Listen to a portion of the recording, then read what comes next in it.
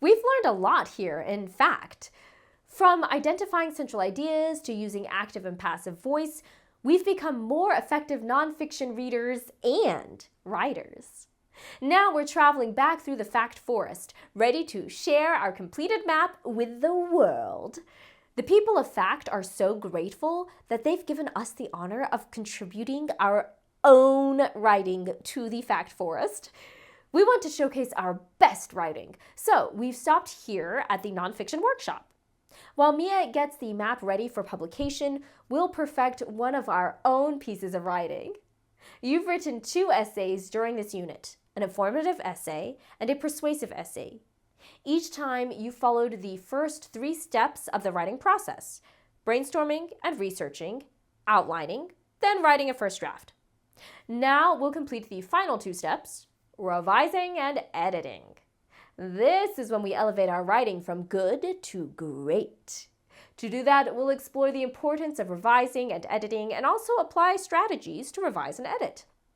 We'll work with example paragraphs in this lesson, then you'll apply what you've learned to your own writing in the PDF.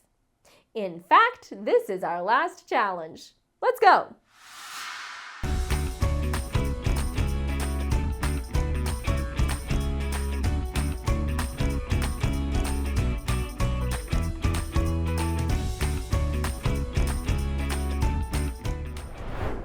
When we do anything, from playing a video game to shooting a goal, we can usually improve our first tries.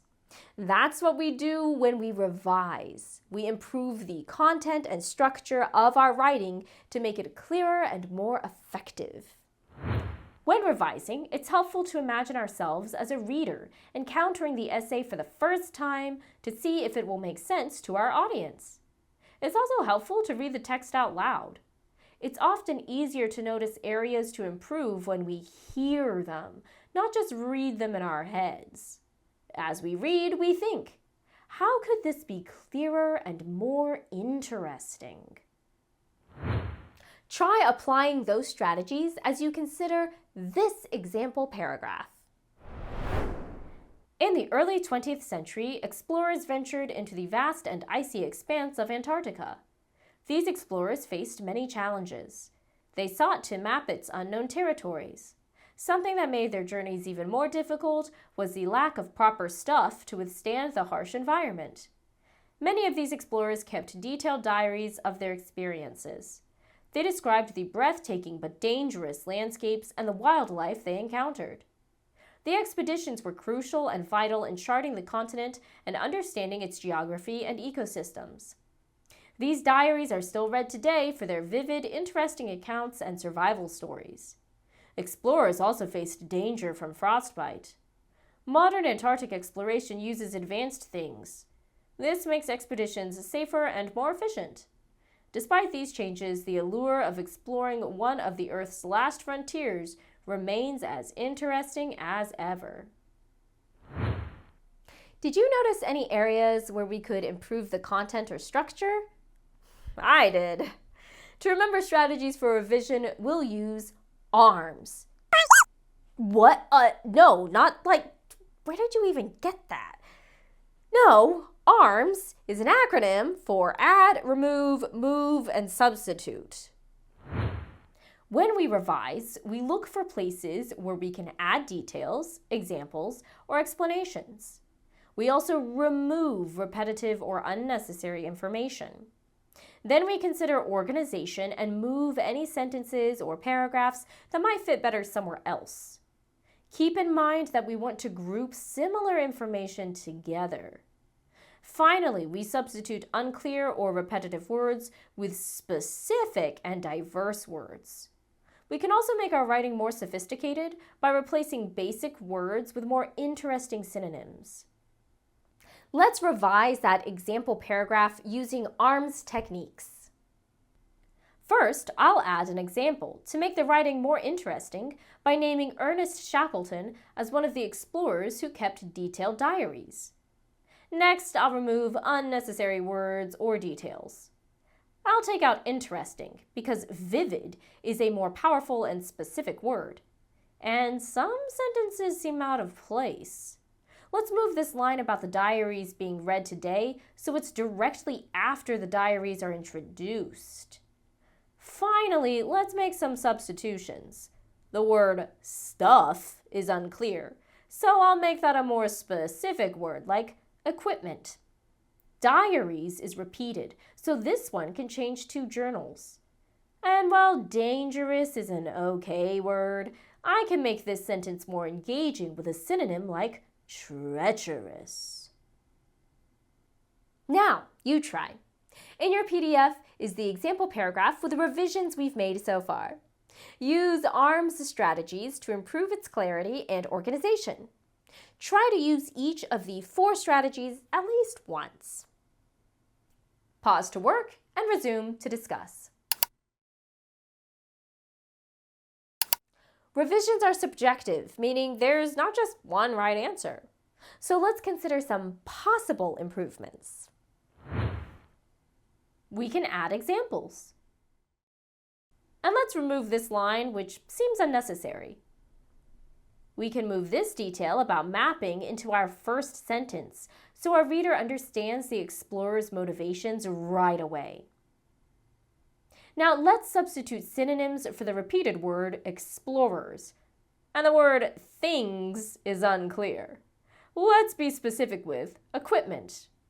Finally, the word interesting is a little basic. Compelling is a stronger synonym.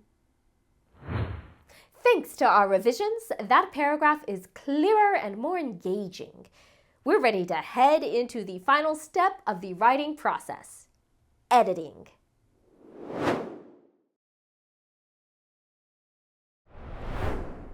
It's time to edit or correct errors in grammar, punctuation, spelling, and formatting. After all, our writing is only effective if the reader can actually understand it. As in revision, it's helpful to read the text out loud when we edit. You might notice grammatical errors that sound wrong or realize you're missing punctuation.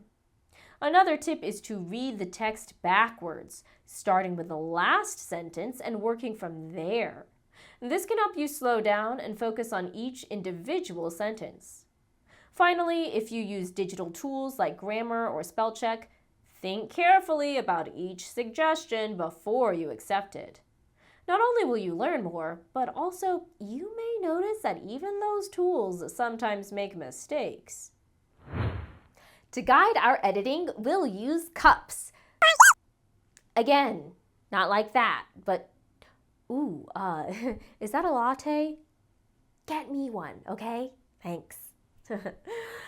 CUPS stands for capitalization, usage, punctuation, and spelling. First, we make sure the first word in each sentence is capitalized, along with proper nouns, like the names of specific people and places. If you're not sure whether to capitalize a word, look it up in a dictionary or encyclopedia and follow that example. Usage refers to the way we use words or grammar. Check that your subject-verb agreement is correct, that you use active and passive voice appropriately, and that there are no grammatical issues. It's important that every sentence has ending punctuation. If you read your essay out loud and find yourself out of breath because there aren't any periods, that's something to edit.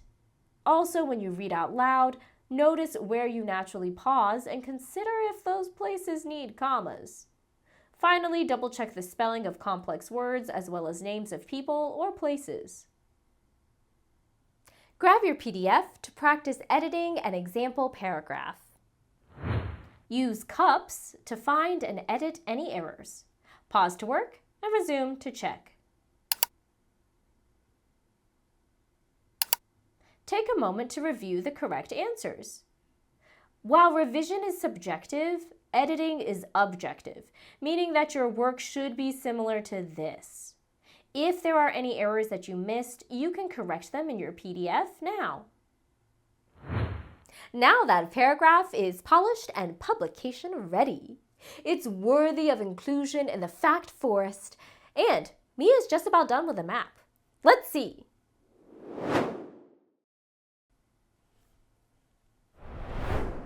Weeks ago, we got Noah Lott's postcard and set out to map the land of fact. Along the way, we've solved crimes, made friends, and learned about nonfiction. And at last, our map is complete. Over the next few days, you'll use your PDF to revise and edit your own writing. You'll also review what you've learned in this unit and get ready for the assessment. Now, we've learned a lot, in fact, but I'm itching for a little fiction. And I heard my favorite storyteller might be making an appearance in Genreland. Oh, I'd love to get an autograph. Until then, remember, every story is a new horizon. See you next time. Hey.